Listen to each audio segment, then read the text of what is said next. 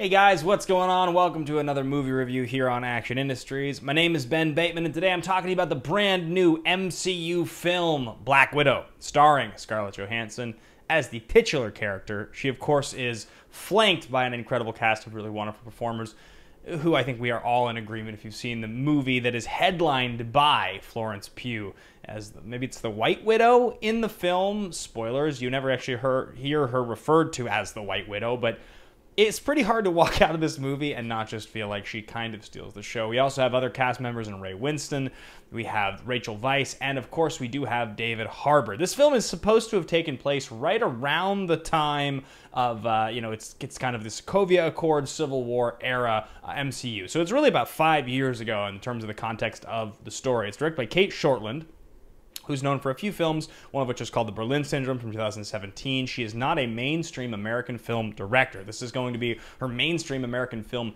debut. However, I think the prominence of the character, much the same that you've seen some other directors step in similar roles, is so large that we know this movie is going to be successful. This movie is going to make a lot of money, and people are going to watch it and have a great time. I had a great time. I saw this movie late last night. I could not wait. I did not get to go to the early press screening, so I was just waiting for the movie to drop so I could buy a ticket and go to the theater, eat my popcorn, and enjoy every second of the first MCU movie back into a theater since, of course, movie theaters have not been open, and this is a great one to come back for. The length is just right. The action's wonderful. The spy stuff is so cool. So what I'm going to start with for you guys here today is, what is the best part of this movie? I'm going to talk to you about the best part. I'm going to talk to you about the worst part, and I'm going to talk to you guys about the thing I expected the least. Getting to that in just a second. Let's start off with the best part.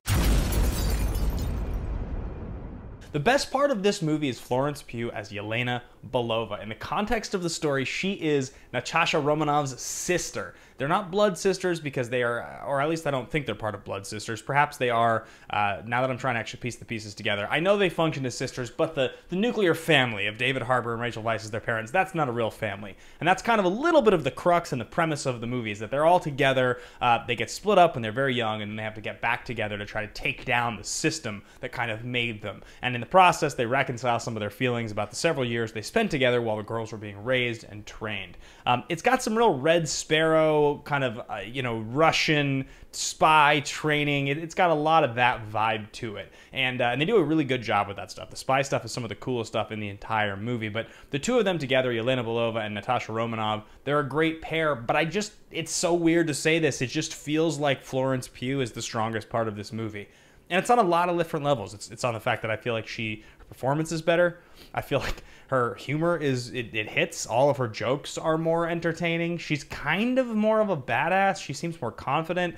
It's a little strange to watch because as you're watching, you're like, oh yeah, this is a buddy cop movie, right? Or like, this is a duo film. It's not a duo film. Look at the poster. It's Natasha Romanoff on the poster. This is her movie. Nonetheless, the best part of this movie is definitely Florence Pugh. She crushes. She's absolutely amazing. She's going to be folded into the MCU now in the future. She's going to be a big part of this story, as of course we all know, Natasha Romanoff's Black Widow has passed away. She died in Endgame, and so that's sort of the interesting thing. It leads me to the second part of this film, the worst part of this movie.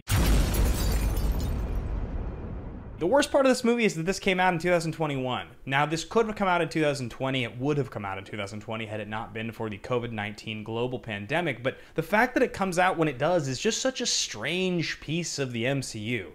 Because really, this movie should have come out in 2016. Now, I don't know if it's because they looked at all the major Avengers and they were like, we don't really need to build the Avengers universe anymore at this point. We have all these big characters. They make money. The box office opens well. The team movies do well.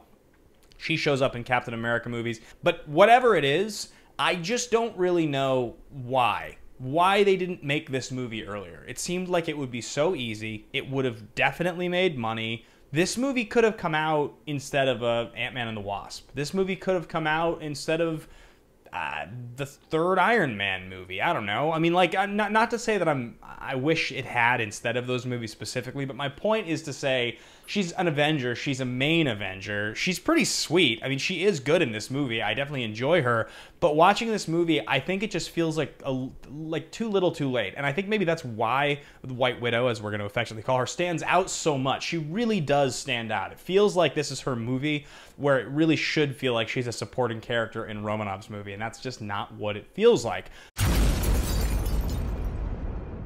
Now, I think the most unexpected part of this movie is that this does spy better than any movie in the entire MCU other than probably Winter Soldier. Captain America the Winter Soldier. And even that, honestly, the spy stuff in that movie is great, but I don't know that the spy stuff in that movie is what makes that movie so great. I think it's just, in general, a lot of the performances, the action.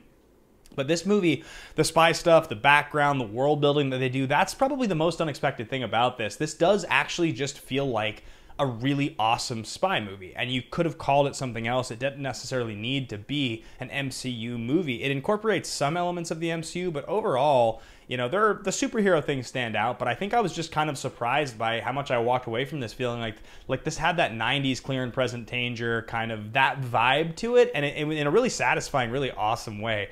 So hats off there. I think Kate Shortland does a great job with that.